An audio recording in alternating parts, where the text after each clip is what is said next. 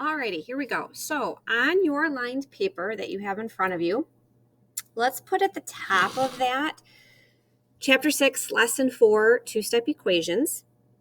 And I made a few notes here. We're going to make sure that you show all the steps. Obviously, there's only so much I can do on video with you, meaning I'm going to show the steps and show you everything that you need to know in order to solve a two-step problem. But it's your responsibility as well to make sure when you do this that you show the steps with me. And when you practice on your own shortly, you are also showing the steps. I really just can't stress that enough. I'm going to start with some very basic two-step equations today, which means just all positives, no negatives are going to be in here, just to make sure that you have a good understanding of how positive two-step equations work before I bring the negatives in tomorrow. And, the showing the steps is so essential because as you get into more algebra next year, even in 8th grade, your problems are obviously going to get tougher, and understanding how the two steps work and how you solve for that variable is really just super important. I just can't stress it enough for you. I also made a note there that says always find where the variable is first. And so we'll talk about that as we go through these. So we're going to start with number 1. And so on your paper, please write the problem down. You should have 2x plus 4 equals 10. So Mr. Cheney, when he was doing one steps with you, he talked about some properties with you as you solve your one steps. Addition property of equality, subtraction property of equality, multiplication property of equality, and division property of equality. So I'm also going to talk about that as we work through these, starting with number 1. So I said always find where your variable is, right? And so I'm going to use a different color here for just a minute. And I'm going to underline that x, right? I see my x over on the left-hand side. It says 2x, but I've been able to find that variable. I see where it's at. Now, once you've located where that variable is, and you know you're trying to isolate it by itself and solve for that x, you are then going to take care of whatever is added in this case and get rid of it. You're going to subtract it away. You're going to take that plus 4 and make it so it's no longer part of that problem. And so when Mr. Cheney did this with you, he talked about subtraction property of equality. Oops, can't spell. There we go. Okay, so I'm just going to leave that little sticky note right there for you. All right, so let's start solving. If I use that subtraction property of equality, what that means is I am going to subtract the 4. I'm going to make that go away first. Now we talk about balancing. So if I subtract the 4 on the left, I need to come over to the right-hand side of the equal sign and also subtract that 4. So it balances, just like that. Now here I know 4 minus 4 is 0. And that needs to be our goal. We need to make that go away. To continue to balance over on the right, 10 minus 4 is going to give me 6. So what you've just done is completed the first step on a two-step equation. So that means, we said this was gone, right? I can cross that out. So let's talk about what's left. You have 2x still left in the problem. And you now have on the other side of the equal sign this 6. So I'm going to draw arrows. I need to take what I have left in the problem and bring it down because I'm not done yet. I don't have x by itself. So I am going to then take and bring down the 2x like that, equals, and I'm going to bring the 6 that I also have left over on the right. Now this is where you're going to start looking at solving this last step, this second step of your two-step equation. Now here, 2x equals 6. 2 times x equals 6. What times 2 is going to give you an answer of 6, is essentially what it's saying to you. So here, we're now going to use the division property of equality. And I'm just going to put that right here as well. Okay. Since it's multiplication to start with, we need to solve using division. So if this is 2 times x, I want to get rid of that 2 times x by dividing by 2. And I'm going to balance that on the other side here. So now when I look at this problem, 2 divided by 2 is just 1x. And remember, that's what we're solving for. That's our goal. We need to get x isolated by itself, 1x, equals 6 divided by 2, 3. X equals 3. Now, we can always go back and check our work. We can make sure that this answer that we just got makes sense. So I'm going to come over to the right here of my sticky notes, and I'm going to check and make sure that if I put that 3 in for x like this, so 2 times 3 plus 4, does that equal 10? 2 times 3 is 6. 6 plus 4 equals 10. Oops. It balances on both sides. Just what we want it to do with our equations. So these steps that I just went through with you in number 1, those are the steps that I'm expecting, and your math teachers, your other math teachers are expecting that you show as you go through these 2-step equations. I know with us starting with very basic positive ones right now, some of you are going, well, I just know it. I know what x is. I can figure it out. Fantastic. I'm so glad you can do that. But use that as a way to check your work, right? If you know what it is, check your work that way. I still need you to show the steps on these problems. Okay, right underneath number 2, let's try another one. Now, these division of property of equality and subtraction property of equality is going to happen for both 1 and 2 here, because if you notice number 2, it's also an adding 2 step, just like number 1 was. And I need to make sure first, before I forget, locate that x, right? There's x on the left-hand side. It says 3 times x. X is right there. That means when I find that x, that's where I start. So now I'm going to continue. Remember, wherever the x is, whatever's added to it, we're going to get rid of it. We want this to go away.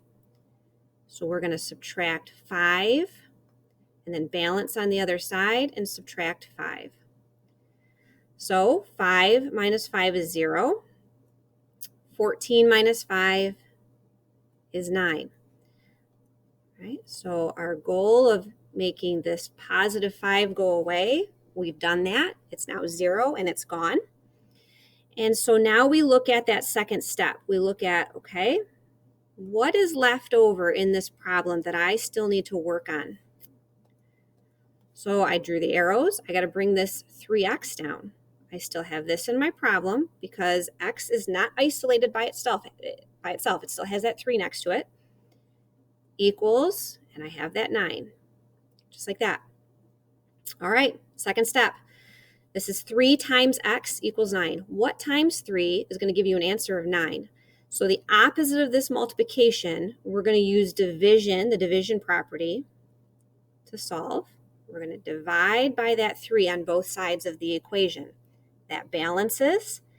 And now I have 3 divided by 3, 1x, or just x. I just want you to understand that when you do 3 divided by 3, that's a positive 1, 1x or x, equals 9 divided by 3, 3. X equals 3, just like number 1. So let's check our work on this.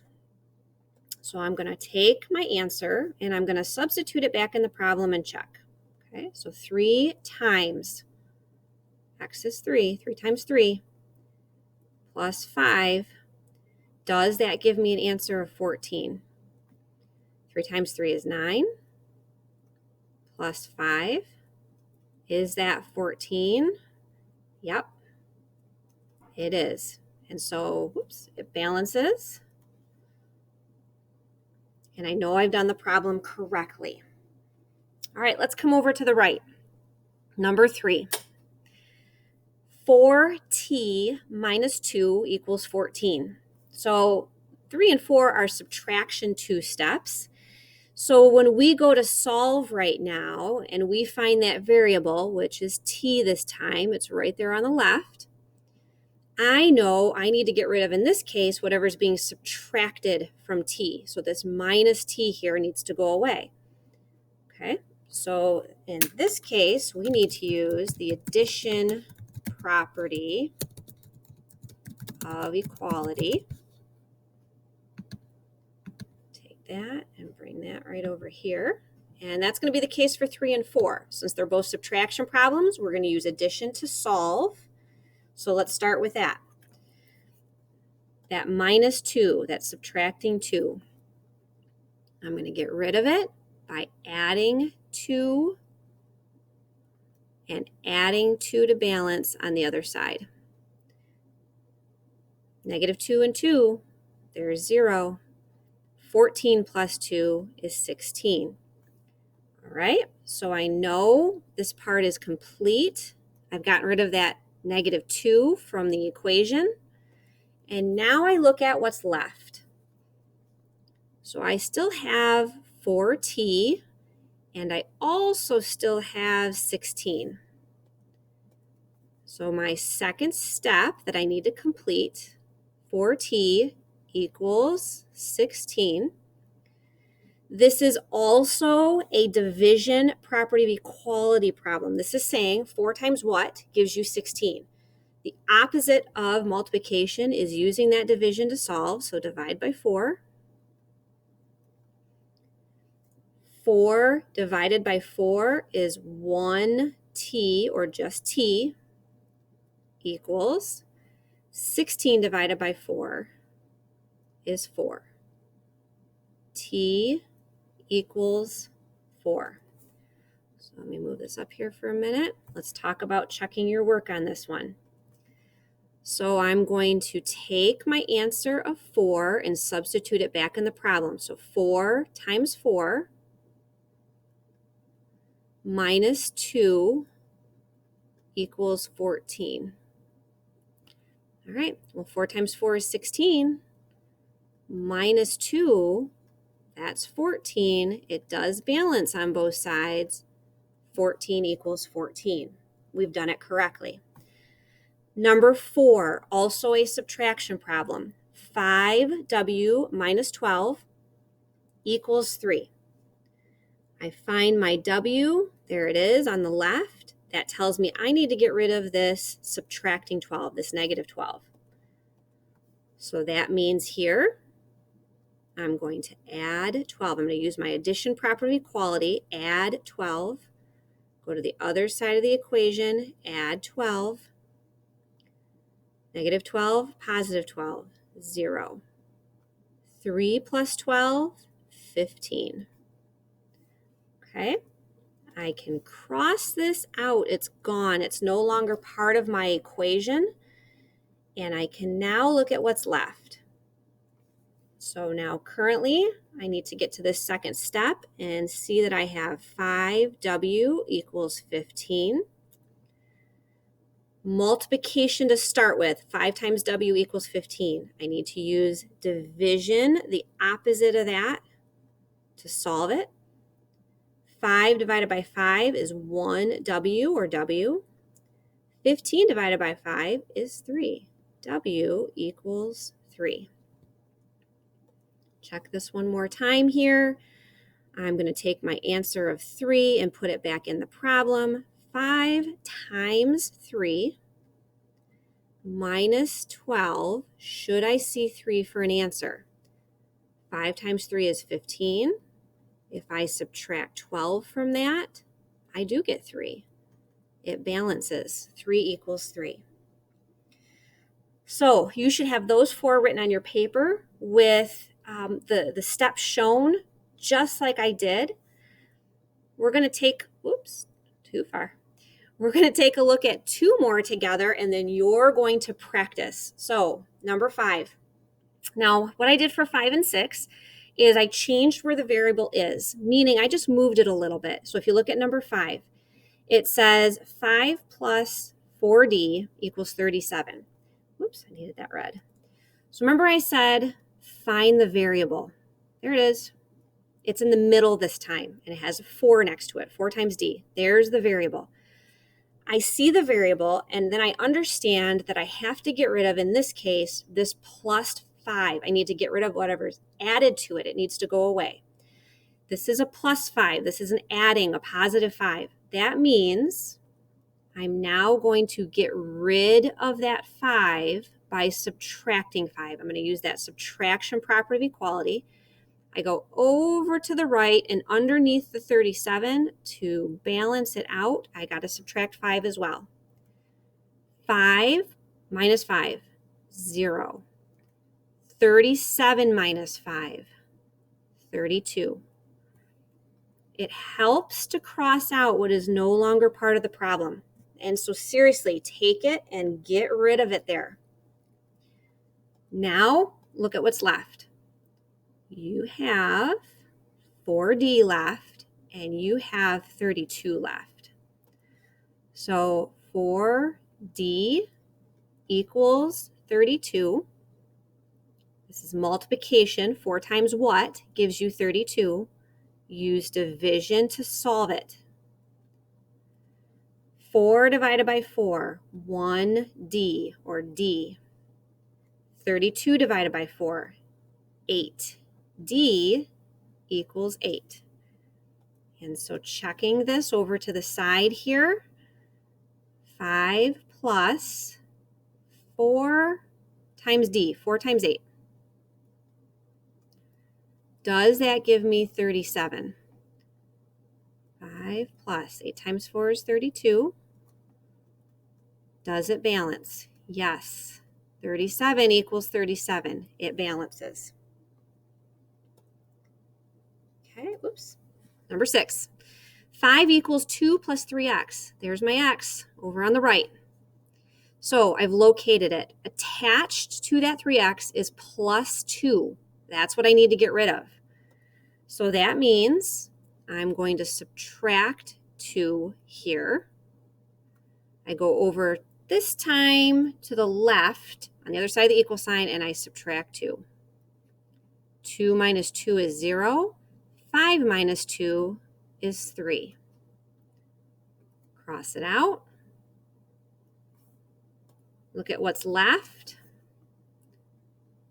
You have 3x left, and you have 3 left. 3 equals 3x. Solve by dividing by 3. X equals 1. Okay. Last thing before you try, let's just check. 5 equals 2 plus 3 times 1. 5 equals 2 plus 3 times 1 is 3. 5 equals 5. It balances. Okay, so now what you're going to do is you're going to practice some. So at any point, if you were still writing down these problems and working it out, if you need to stop the video, go back and finish the notes, by all means do that. Okay, that's super important. And here's the next 6 that you're going to try. So there's adding and subtracting in here. They're all positives like we just practiced. I will put an answer key here on our agenda. So you'll see that it'll be highlighted for you to check your answers when you're done. And then when you finish, if there's still time, you are going to work on ALEKS. So we bring that back up. Here's where you're going and spending the last part of your hour. Good luck, and if you have questions, please let one of your math teachers know.